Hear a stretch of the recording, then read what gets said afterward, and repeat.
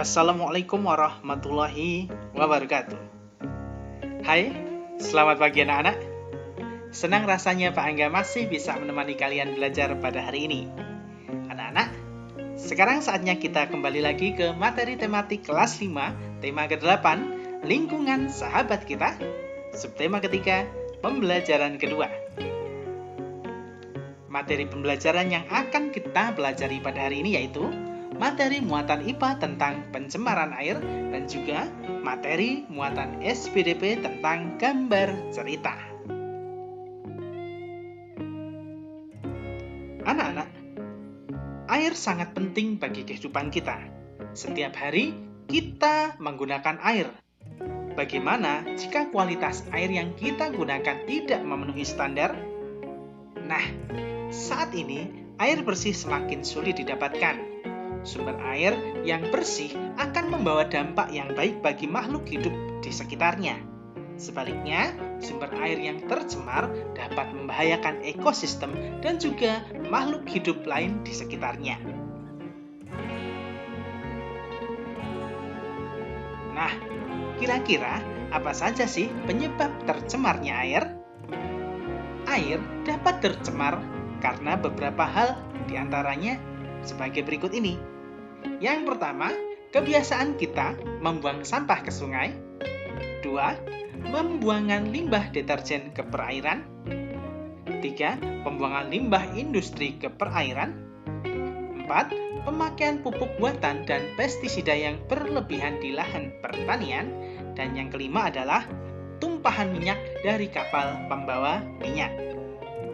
Itu adalah beberapa contoh penyebab tercemarnya air. Nah, ini adalah dampak pencemaran air bagi lingkungan di sekitarnya.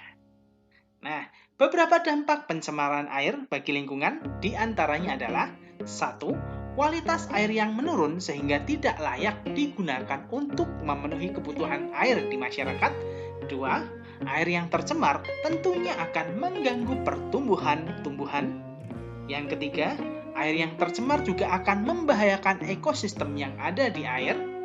Yang keempat, air yang tercemar akan menyebabkan ikan menjadi tercemar logam berat dan berbahaya untuk dikonsumsi oleh manusia.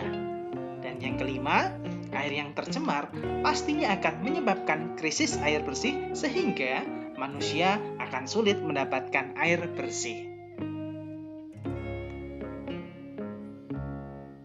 Nah, beberapa tindakan yang harus kita lakukan untuk mengurangi krisis air bersih diantaranya yaitu 1. Menghemat penggunaan air. 2. Membuat lubang resapan atau biopori. 3. Menanam pohon.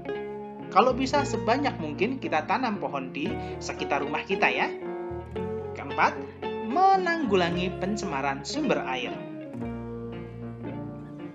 Selanjutnya kita masuk ke materi tentang gambar cerita. Di layar kalian sudah ada sebuah gambar tentang kakek Bango dan Ketam yang sedang meminta pertolongan. Air sangat diperlukan oleh semua makhluk hidup, termasuk binatang. Perhatikanlah penggalan cerita bergambar di bawah ini. Gambar di samping menceritakan kakek Bangau yang baik hati menolong Ketam untuk mendapatkan tempat tinggal yang baru.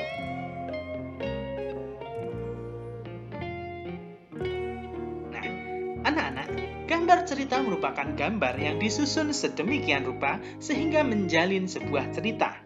Gambar cerita dibuat sesuai alur cerita dan mendukung isi cerita.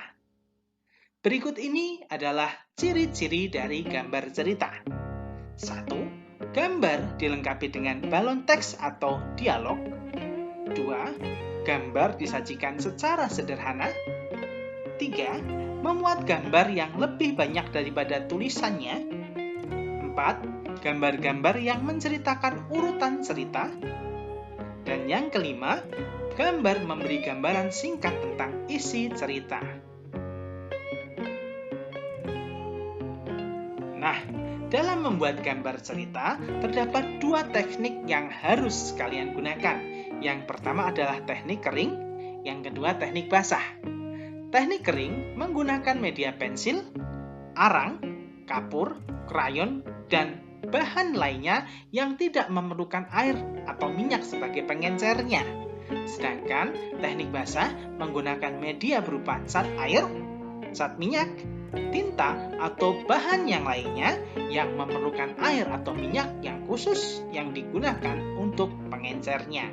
Jadi, perbedaan media kering dan media basah atau teknik kering atau teknik basah terdapat pada pengencer di sini ya. Ada teknik kering tidak memerlukan pengencer, sedangkan teknik basah memerlukan air dan minyak sebagai pengencernya. Ya. Ya, anak-anak, akhirnya kita sampai pada akhir pembelajaran kali ini. Jangan lupa, untuk tugas kali ini, kalian bisa ambil tugasnya di deskripsi dari video ini. Silahkan kalian buka kolom deskripsinya. Di situ sudah ada lampiran tugas untuk hari ini. Kalian bisa download, kemudian kalian kerjakan di buku tulis kalian. Oke? Ya. Begitu saja untuk pembelajaran kali ini. Pak Angga akhiri. Selamat belajar. Selamat mengerjakan tugas. Wassalamualaikum warahmatullahi wabarakatuh.